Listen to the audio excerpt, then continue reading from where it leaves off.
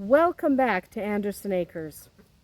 Today we're going to dive into one of the most unique and fascinating goat breeds in the world, the Angora goat. If you've ever run your fingers through a soft mohair sweater or admired the silky shine of luxury yarn, chances are you've encountered a product of this special breed. The Angora is unlike any other goat, with a history that stretches back hundreds of years and a fiber that is so valuable it's been called the diamond fiber. In this video, we'll talk about where the breed comes from, what they look like, what makes their fiber so special, the challenges of raising them, and a few fun facts along the way. So the Angora goat takes its name from the city of Ankara in Turkey, which was once known as Angora. These goats were first domesticated many centuries ago and became a treasured part of Turkish culture and trade. Their fleece, mohair, was highly sought after by merchants across Europe and Asia because of its shine, its strength, and its ability to take dye more vividly than almost any other fiber you're going to find in nature. By the 1800s, Angora goats had spread across the world, with large populations established in South Africa and the United States. In fact, Texas remains one of the top producers of mohair today, and you can still find strong Angora breeding programs in South Africa, New Zealand, Canada, Europe, and around the world. If you've never seen an Angora goat before, you might be surprised at just how different they look when you compare them to other goats. First of all, they're smaller than many of the popular meat or dairy breeds, with a more delicate frame and a graceful build. Their most obvious feature is, obviously, their coat, which grows long, curly, and silky.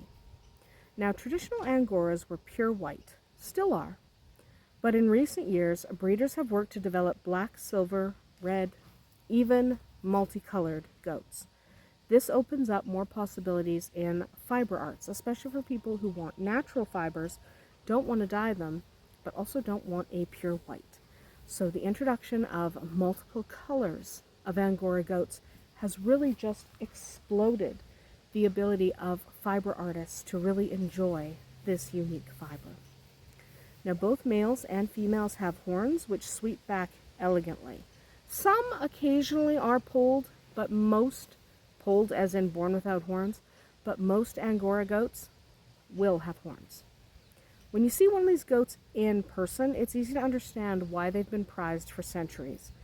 Their fleece, especially the white goats, their fleece shimmers in the sunlight, almost like it's spun silver.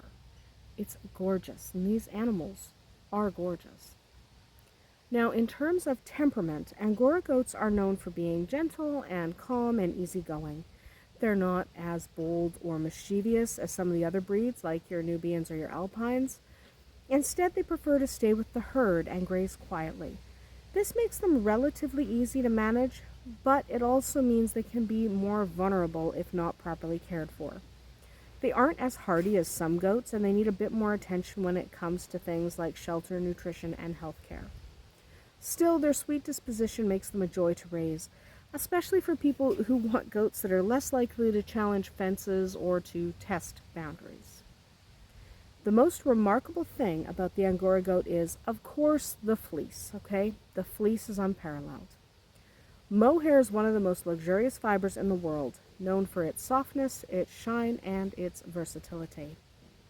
Unlike wool, which can sometimes feel itchy, mohair is silky and smooth against the skin. It does take dye beautifully, resulting in yarns and fibers that are vibrant and rich in color. On top of all that, mohair is strong and durable, making it ideal from everything from high-end fashion to upholstery to carpets to everyday wear. It's a good fiber. Each Angora goat produces between 8 and 16 pounds of mohair every year, and they're usually sheared twice annually, spring and fall. Watching a freshly shorn Angora goat walk around the yard can really be quite the sight, because they go from looking like fluffy clouds to smaller, almost fragile creatures in an instant. It's actually really funny. But as rewarding and funny as Angoras are, they do come with their own set of challenges. Their fleece, while beautiful, makes them more vulnerable to the elements. After shearing, they need extra protection from rain and cold because they lose that insulation all at once. They don't have any time to adapt. So good shelter is a must for this breed. Nutrition is another important factor since growing mohair requires a lot of protein and energy. They often need a more carefully balanced diet than other goats, especially if you want to maintain the quality of their fiber. Now, parasite control is also critical, as Angoras are more susceptible to internal parasites than many other breeds. Without regular management, Angoras can become weak or unhealthy very quickly. For these reasons, they're not necessarily ideal for beginner goat keepers. Sorry, I was looking at a chicken. But they're not generally ideal for beginner goat keepers. They're just not. Maybe get something like a pygmy or a Nigerian or a fainting goat under your belt first and kind of get used to raising goats in general before diving into the Angora. Okay? But with experience and dedication, they can be an incredibly rewarding breed. Just don't jump into them without any experience. Okay? They do require a little of background knowledge. So, why do people buy them? Mostly fiber. Fiber is the main reason people raise Angora goats. It's worth noting that they can be used in other ways. Okay? Like any goat, they can be used as meat goats. Any goat can be used as meat goats, and they do still produce milk. Not as much as a milking breed, but in a pinch, they could be used for meat or milk. However, they really are a single-purpose breed. Okay, that's just what they are. They're single-purpose, and they're not necessarily really meant for milk or meat. You'll be disappointed if you buy them with that in mind. But if you're looking for a goat that can do all three, this will be your option because they can be consumed for meat, they can be processed for meat, and you can milk them. You'll just get less of both of those things. So they're a single-purpose breed. But that purpose is so unique and valuable that they've held on to their popularity for centuries, and they're unlikely to lose that popularity because they are fantastic as fiber goats. There's no comparison. So, some fun facts before we wrap up.